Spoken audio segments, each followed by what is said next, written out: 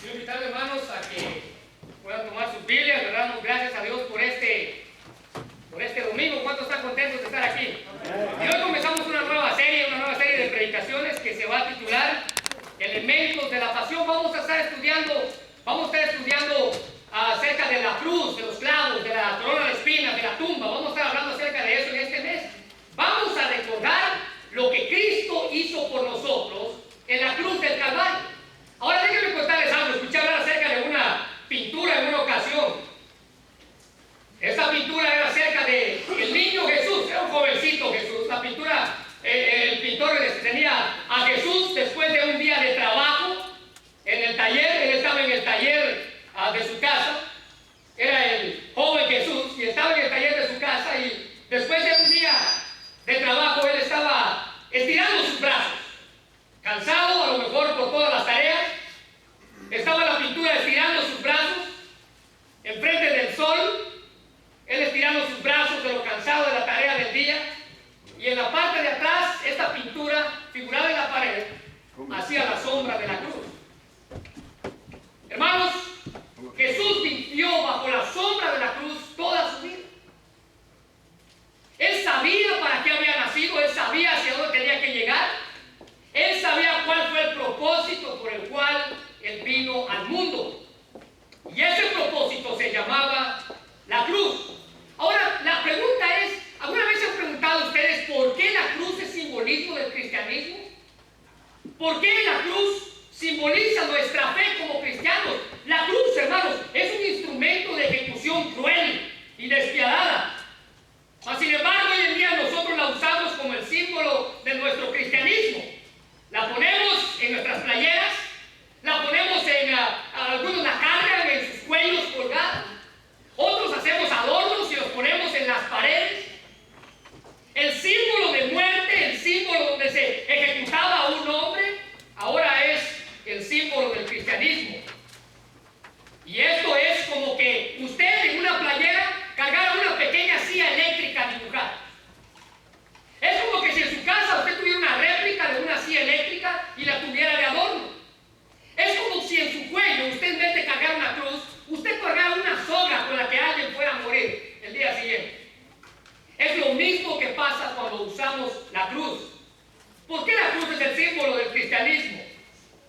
Bueno, para entender por qué la cruz es el símbolo del cristianismo, tenemos que ver la forma en cómo la cruz está hecha. Tenemos que ver el diseño de la cruz. Ustedes saben, un travesaño cruza un pedazo de palo, cruza de un lado, de un extremo hacia el otro. Otro está en forma vertical, uno está en forma horizontal, refiriéndose al amor de Dios.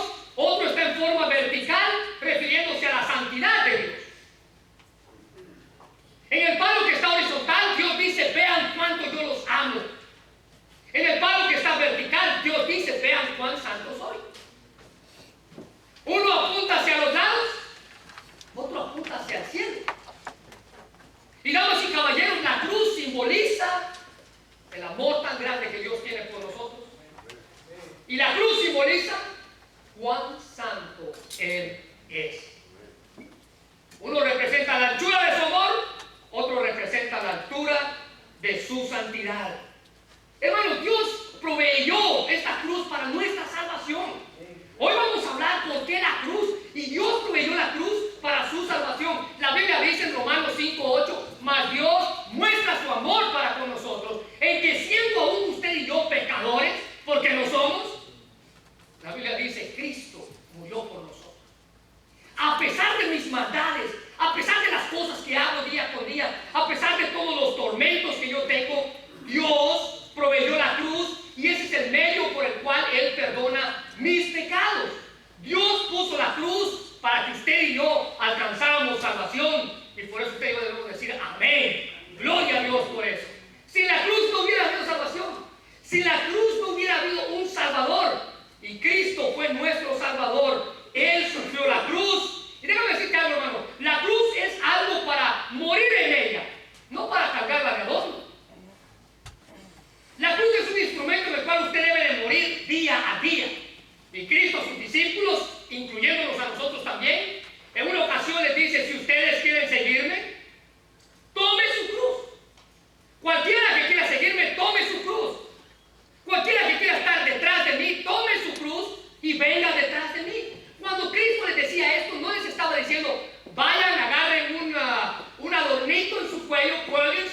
y vengan conmigo. Cristo les estaba diciendo, ustedes deben de morir día tras día, día tras día. Ahora, ¿por qué la cruz? O sea, ¿por qué el sufrimiento? ¿Por qué el dolor?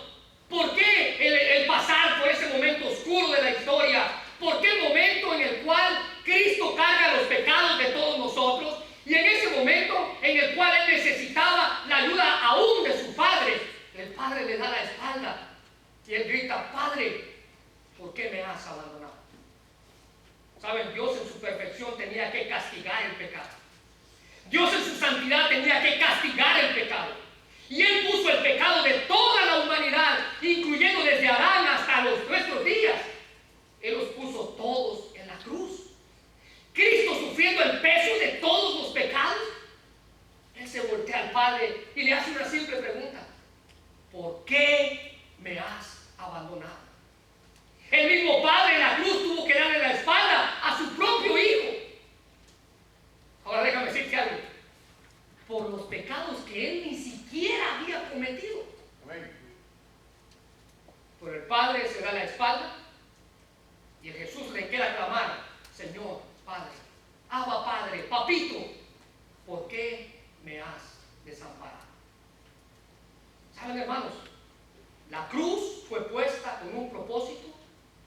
Y en esta mañana usted y yo vamos a descubrir cuál fue el propósito de la cruz. Quiero que vayamos al libro de Primera de Pedro, capítulo 3.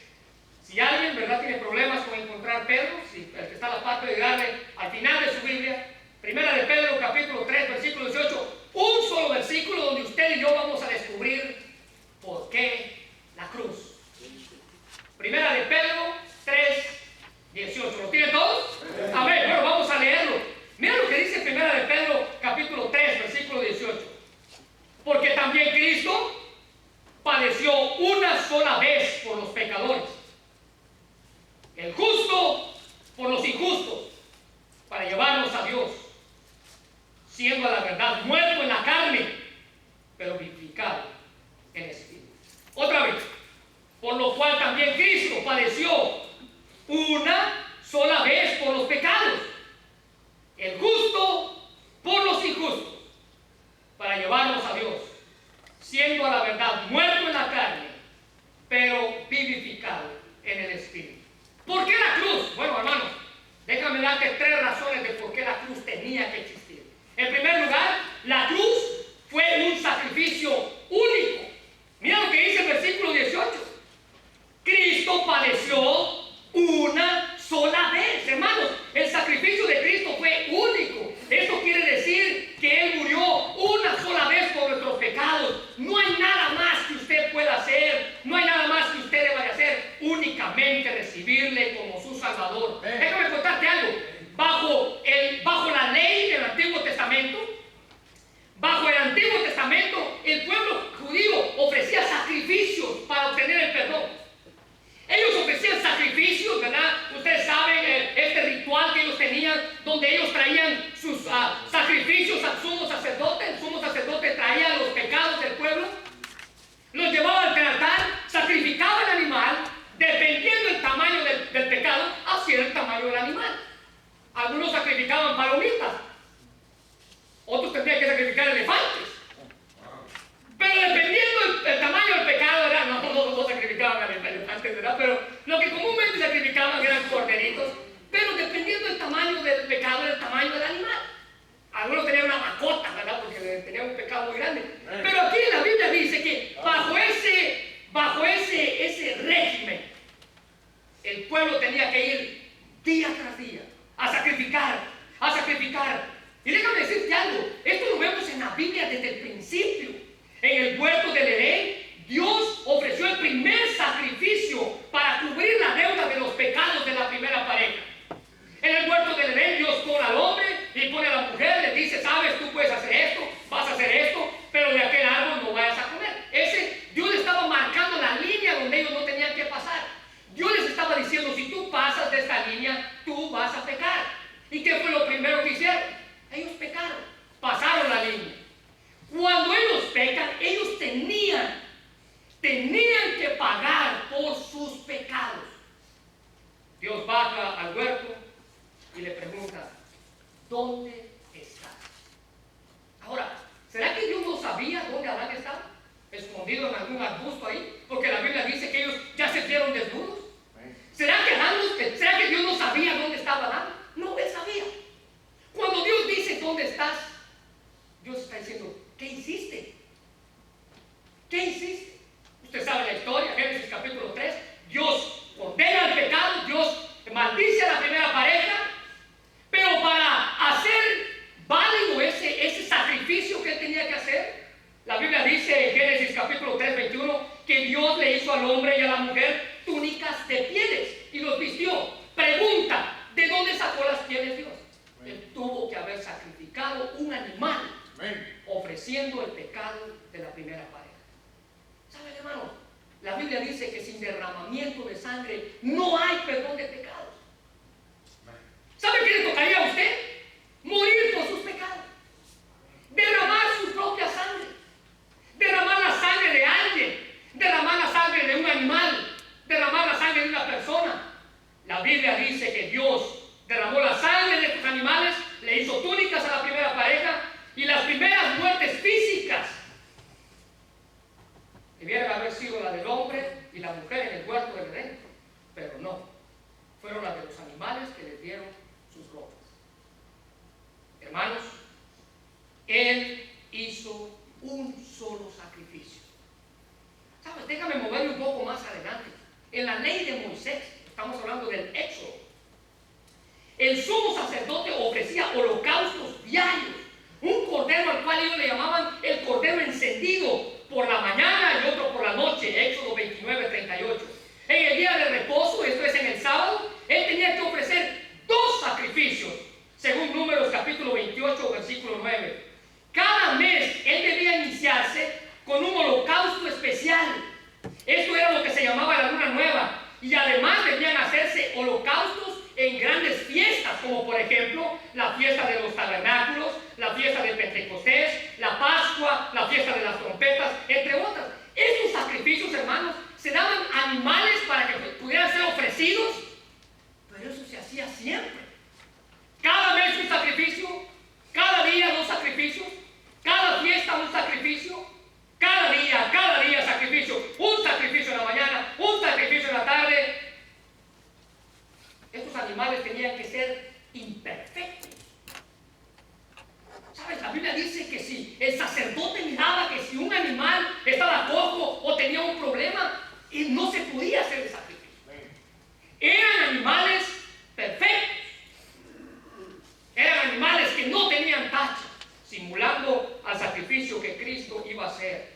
Deuteronomio capítulo 17, versículo 1 dice: no ofrecerás en sacrificio a Dios buey o cordero en el cual haya falta alguna o cosa mala, pues es abominación a Jehová tu Dios. Este es el simbolismo, damas y caballeros, de lo que Cristo iba a hacer. Ahora déjame decirte algo: sacrificios cada fiesta, sacrificios cada mes, sacrificios todos los días, por la mañana, por la tarde, sacrificios, sacrificios, sacrificios. Déjame decirte algo: esos sacrificios no quitaban los pecados. Esos sacrificios cubrían los pecados. Mira, tengo una camisa blanca. Si yo tuviera una mancha aquí y yo pongo mi saco, ¿estoy quitando la mancha? No, estoy cubriendo la mancha, estoy tapando la mancha. Eso es lo que esos sacrificios hacían. La sangre de los animalitos venían y tapaban los pecados del pueblo, nunca los quitaban. Únicamente cubrían para decir: bueno, este muchacho hizo las cosas bien, puede irse a casa tranquilo. No eran suficientes. Por eso tenía que hacer tantos, por eso tenía que hacer tantos, por eso tenía que hacer uno y uno y uno y uno. Pero Hebreos capítulo 10, versículo 11 y 12 dice: ciertamente todo sacerdote está día tras día ministrando y ofreciendo muchas veces los mismos sacrificios que nunca pudieron quitar los pecados. Pero escucha bien lo que dice: pero Cristo, habiendo ofrecido una vez para siempre un solo sacrificio por los pecados, se ha sentado a la diestra de Dios. El sacrificio de Cristo fue único. Ya no hay que derramar más sangre. ¿Sabes qué es lo común en nuestros días? Se acerca esta época de Semana Santa y la gente gente sale a las calles, ¿verdad? Y se sangra la espalda, y se está dando de golpes, o se hace flagelaciones en el cuerpo diciendo, estoy entregando la sangre que Dios quiere. No. Esa sangre fue entregada hace 2000 años. Una sola vez. Ya no se necesita más sangre. Él hizo eso por usted y por mí. Muy bien, porque la cruz fue un sacrificio único. Pedro dice, Él padeció una sola vez por los pecados. Vean la segunda cosa. Fue un sacrificio sustitucional. ¿Qué quiere decir esto? Mira lo que dice primera de Pedro, capítulo 3, versículo 18. Porque también Cristo padeció una sola vez por los pecados. Subraya esta frase, por favor. El justo por los injustos. Quiere decir que Él tomó el lugar que a nosotros nos correspondía. Mira, hace un tiempo atrás estábamos tocando puertas aquí en Ripley y llegamos a la casa de una persona, no recuerdo quién de los hermanos iba conmigo. Y cuando yo le comencé a hablar a esta persona, mira, Cristo hizo esto por ti, Cristo tomó nuestro lugar en la cruz. ¿Sabe qué fue lo que Él me contestó? Pero yo nunca le pedí a Cristo que viniera a morir por mí. Yo nunca le dije a Él que tomara mi lugar en la cruz. Yo cerré mi Biblia y le dije, si Él no hubiera tomado un lugar en la cruz, usted tuviera que estar ahí pegado. Y damas y caballeros, fue un sacrificio sustitucional. Él tomó nuestro lugar en la cruz. Él sufrió el castigo de la paga de nuestros pecados. Nosotros tendríamos que haber estado allí, muriendo en esa cruz, humillándonos en el sufrimiento, en el dolor, pero Él lo hizo por amor a mí. Y esta imagen la vemos otra vez en el Antiguo Testamento, cuando Dios sacrificó a estos dos animalitos para darle vestidos para cubrir los pecados de la primera pareja. ¿Sabes? Hay otro símbolo en el Antiguo Testamento que yo quisiera platicarte, y es la vida de Abraham. En el libro de Génesis nos habla acerca de este gran patriarca llamado Abraham.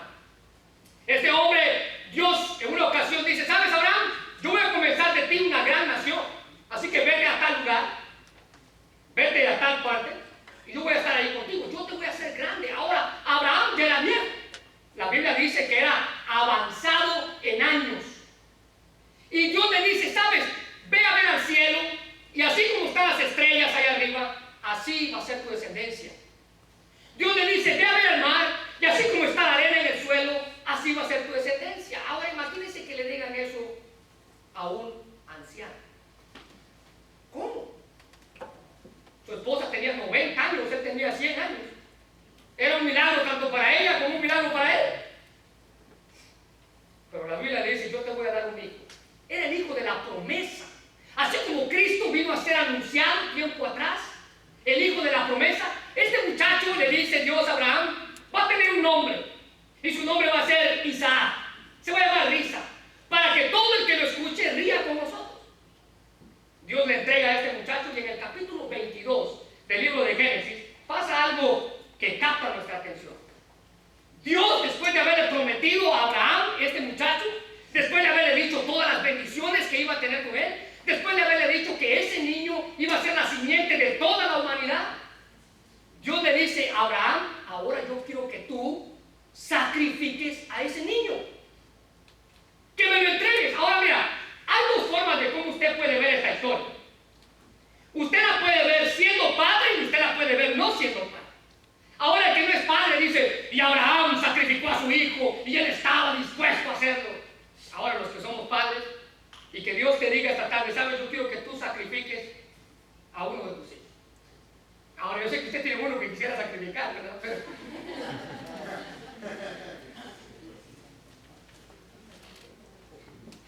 Dios le dice a Abraham, dame a tu hijo. Dame. ¿No es lo mismo que Dios hizo? Sacrificar a su propio hijo, ponerlo en esa cruz. La Biblia dice en Génesis que Abraham tomó al muchacho, lo llevó hacia el monte Moriah, que después este monte vendría a ser el monte Gólgota, donde Cristo iba a ser crucificado. La Biblia dice que toma a este muchacho y lo lleva. Ahora, el muchacho tenía entre 12 a 14 años, era un muchacho fuerte. La Biblia dice que cuando llegaron al lugar, el muchacho no era tonto, él sabía que cada vez que había que hacer un sacrificio, se necesitaba un cuchillo y se necesitaba lo más importante, el animal para ser sacrificado. Padre, aquí está el fuego, aquí están los instrumentos. ¿Dónde está? ¿Dónde está el holocausto? Ahora escucha bien las palabras de Abraham. Dios va a proveer el holocausto. Amén. Ahora, amén. Hermanos, al momento que llegó el tiempo en el que él tenía que acostar a ese muchacho, porque la Biblia dice que construyeron el altar y la Biblia dice que el muchacho se acostó en las rocas. ¿Tú crees que ese muchacho fuerte no pudo haber aguantado ese viejito y salir corriendo de ahí? Cristo dijo: nadie toma mi vida, yo la pongo. Amén. Yo la pongo, nadie me quita la vida, yo la pongo por mis ovejas. Y hermanos, este muchacho se acuesta y al momento en el que Abraham está a punto de incrustar el cuchillo para sacrificarlo, un ángel del cielo viene y dice: detente, ahora conozco que tú temes de Dios. ¿Sabes qué fue lo que pasa?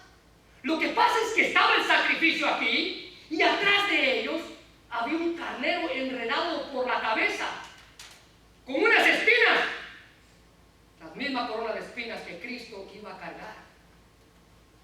Y Abraham toma al carnero y lo pone en lugar del muchacho y lo sacrifica. ¿No es lo mismo que Cristo hizo por nosotros? Él llevando esa corona, Él poniéndose en lugar. Nadie toma mi vida, yo la pongo. Déjame darte otro ejemplo en el Antiguo Testamento de por qué fue sustitucional la cruz. Él tomó nuestro lugar. En el libro del Éxodo, la última plaga en la cual los egipcios, ¿verdad?, estaban deteniendo que los israelitas salieran de ahí. Dios había mandado plaga tras plaga, piojos, moscas y todo lo demás, la sangre y todo. Pero Dios dice: bueno, ¿sabes? Vamos a hablar por última vez con el faraón. Pero antes de eso, Dios le dice al pueblo: dile al pueblo, Moisés, que todos tienen que tomar un carnero imperfecto, un carnero que sea puro, un carnero que tenga todo bien puesto, un carnero que sea criado de cierta manera. Lo van a matar y van a poner la sangre en la parte de arriba de las puertas, en la parte de los lados de la puerta. Y dice Dios: cuando el ángel de la muerte venga, él va a respetar las casas que estén marcadas con la sangre de Cristo. Ustedes saben la historia. Llega el momento en el que Dios manda la maldición al pueblo. El ángel de la muerte baja y se lleva a todos los primogénitos, los primeros hijos nacidos de las bestias, incluso de los niños que estaban ahí, de las personas que no tuvieron marcados los dinteles de sus cuerpos. Se necesitó sangre para cubrir los pecados. Él tomó nuestro lugar. Y así pudiéramos mencionar muchas más historias con respecto a la sustitución. Pero la Biblia aquí en Pedro dice: el justo, el santo, el sin pecado. Primera de Pedro 2, 21 y 22 dice: pues para esto fuisteis llamados, porque Cristo padeció por nosotros, dejándonos ejemplo para que sigáis sus pisadas, el cual no hizo pecado, ni se halló engaño en su boca. Ahora, no había pecado en él, pero él se hizo pecado por nosotros. El justo, ¿sabes? Lo justo aquí, hermanos, lo cabal aquí sería es que usted y yo tuviéramos que haber muerto ahí. Pero la Biblia dice: el justo por los injustos. Nosotros tendríamos que haber muerto ahí, pero Él cargó el pecado de nuestra humanidad en sus brazos. Primera de Pedro 2:24 dice: quien llevó Él mismo nuestros pecados en su cuerpo sobre el madero, para que nosotros, estando muertos en los pecados, vivamos a la justicia, y por cuyas heridas fuimos nosotros sanados. Hermanos, Cristo no solo sufrió para ejemplo de los cristianos, Él sufrió para que nosotros, para que Él sea nuestro sustituto de los cristianos. Él no sufrió únicamente para darnos ejemplo, Él sufrió para ser sustituto de nosotros. Cargar los pecados implicó los castigos, tomó nuestro lugar en esa cruz. Primera de Timoteo 2, 5 y 6 dice: hay un solo Dios y un solo mediador entre Dios y los hombres, Jesucristo hombre, el cual se dio a sí mismo el rescate por todos, de lo cual se dio testimonio a su debido tiempo. ¿Qué está diciendo aquí? Jesús es el mediador. ¿Sabes cuando se habla de un mediador? Es el que pone dos partes juntas que han estado separadas.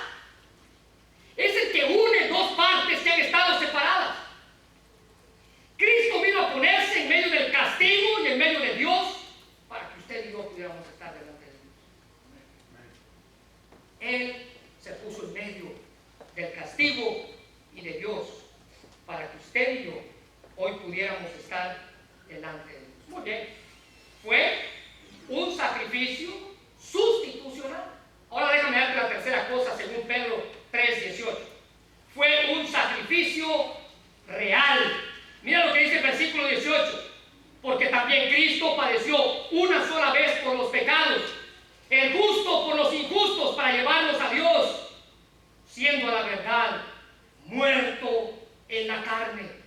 Una vez por los pecados, fue un sacrificio único. El justo por los injustos, fue un sacrificio sustitucional para llevarnos a Dios, siendo la verdad muerto en la carne. Fue un sacrificio real. Hermanos, muerto en la carne, vivificado en el espíritu. La muerte de cruz era una de las ejecuciones más dolorosas y más vergonzosas que existían en aquel tiempo. Hermanos, para un judío morir en una cruz era locura. Para un griego morir en una cruz era una vergüenza. Como alguien que se proclamaba rey y señor de los cielos podía morir en una cruz. Jesús sufrió la vergüenza, Jesús sufrió el dolor, la locura, por amor a nosotros. La crucifixión era uno de los métodos más antiguos que los romanos especializaron. La crucifixión era donde el condenado era clavado en ese pedazo de madera y era expuesto públicamente allí. Usualmente se le exponía a la víctima hasta que la persona muriera. Y cuando su cuerpo estaba pudriéndose en esa cruz, los animales llegaban y se lo comían. Eso es lo que usualmente pasaba. Con Jesús no fue así. Pero usualmente la cruz significaba dolor, era una muerte pública, era una muerte humillada. ¿Y saben para qué hacían esto? Era para que la gente que estaba pensando en cometer algún delito dijera: no, vamos a hacer todo lo que tú nos digas, pero no nos crucifiques.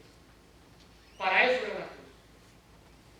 Por eso el crucificado estaba públicamente clavado en una de las partes altas de la ciudad, donde todo el pueblo podía ver quién estaba siendo ejecutado.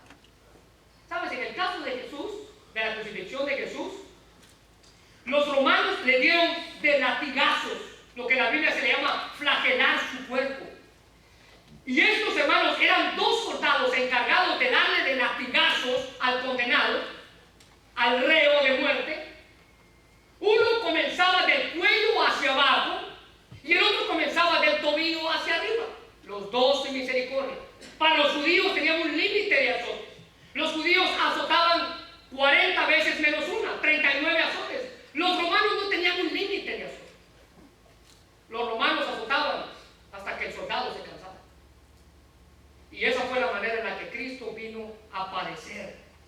Los romanos eran expertos en hacer sufrir a las personas, eran crueles, despiadados. Y yo creo que vas conmigo a Marcos capítulo 15.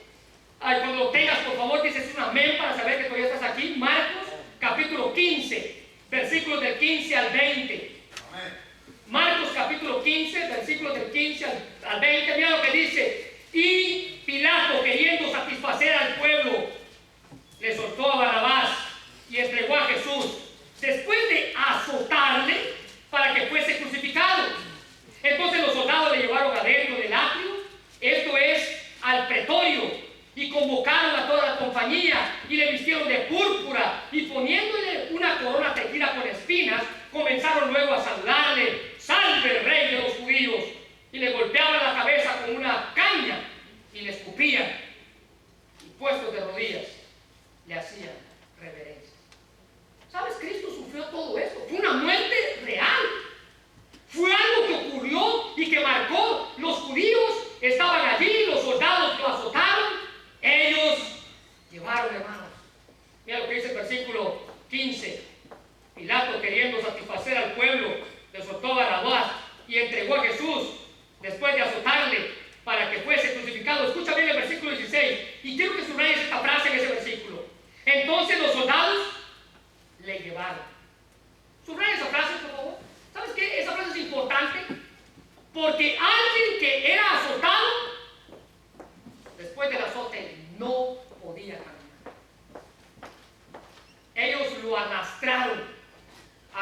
iba a ser crucificado. Ellos lo llevaron a ese lugar. Usaban, hermanos, unos látigos con puntas de hueso, con puntas de metal, para desgarrar la piel del reo, y así que el reo pudiera morir al momento de que él fuera y que estuviera siendo latigado. Este fue un sacrificio real.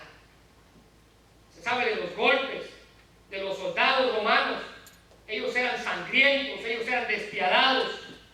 Hebreos capítulo 12, versículo 2 dice: puestos los ojos en Jesús, el autor y consumador de la fe, el cual por el gozo puesto delante de él sufrió la cruz, menospreció el oprobio y se sentó a la diestra de Dios. Él sufrió todo esto por amor a nosotros. El problema con muchos de nosotros, hermanos, es que no tomamos con seriedad el sacrificio de Cristo. Por eso es que muchos en esta tarde vienen y juegan a ser cristianos. Usted viene a la iglesia y juega a ser cristiano. No tome en cuenta lo que Dios hizo por usted. Usted no tiene en cuenta lo que Cristo sufrió. Y estando clavado en esa cruz, al momento de ser muerto, porque fue un sacrificio real, Él dijo unas palabras que simbolizaron mucho en aquel tiempo y simbolizan mucho para nosotros también. Él dijo: consumado es. ¿Sabes esta palabra? Literalmente quiere decir: la deuda fue pagada.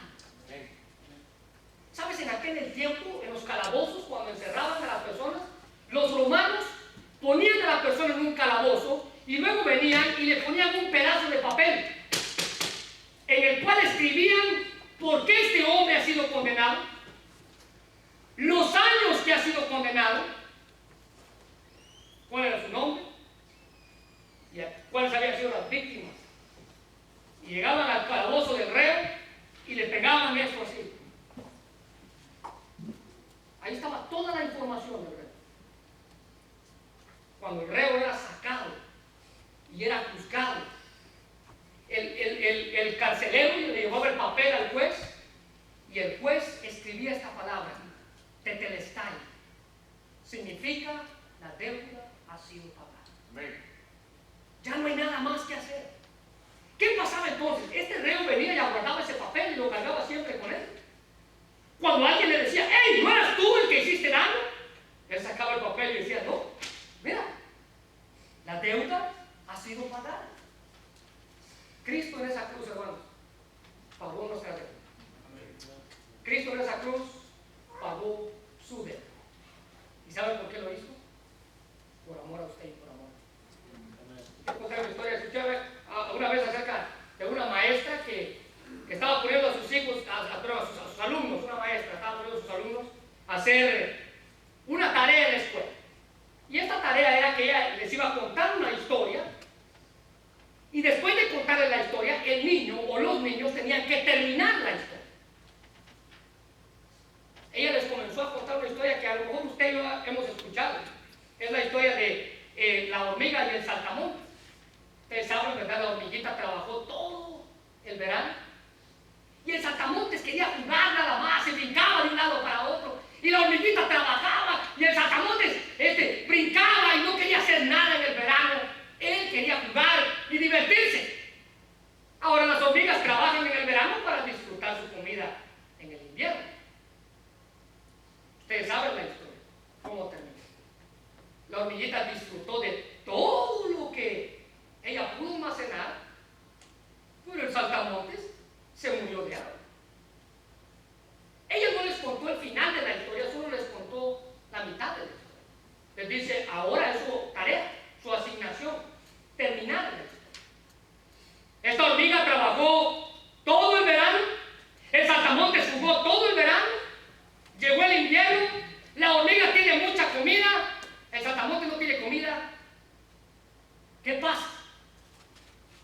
Un niño atrás se levanta la mano y dice: hey, maestra, ¿puedo hacer un dibujo en mi ensayo? ¿Puedo hacer un dibujo en mi hoja? Y dice: mira, tú puedes hacer el dibujo que quieras, pero me vas a escribir cómo termina la historia. Terminó la tarea. La maestra, sorprendida por el papel que este muchacho le entregó, llamó a la mamá del muchacho. y le explicó, ¿sabe? En todos mis años de dar clases nunca había visto que alguien hiciera lo que este niño hizo. En todos mis años de historia, ¿sabe? He contado esta historia tantas veces y los niños dicen, bueno, la hormiga no solamente se comió su comida, se comió al saltamontes también. En todos mis años nunca he visto lo que este muchacho escribió. Pero este muchacho terminó la historia de esta manera. La hormiga dio todo al saltamontes. Y a la par de estas palabras, este muchacho dibujó una cruz. Hermanos, él murió con nosotros. Él lo hizo.